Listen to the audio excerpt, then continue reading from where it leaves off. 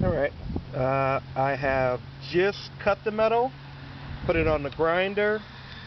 I smoothed down the edges. I don't want any rough edges to nick the housing, the airbox housing. So I actually rounded off the edges, made sure I clean off all the burrs. What I'm going to do now is I'm going to heat it up a little bit, put some paint on it, bend it to the shape that I wanted. I wanted a slight U formation, and then go ahead and install it.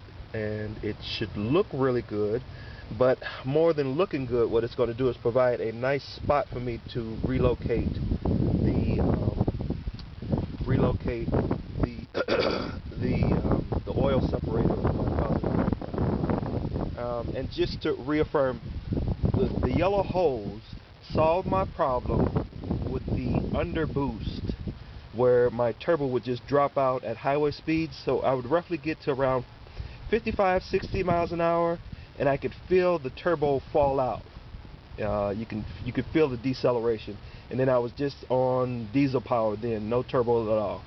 The car, even with just diesel power, was able to get back up somewhere around 75 miles an hour. It ran pretty good. But without the turbo, you're not going to be able to get to 100. You're not going to have that smooth acceleration.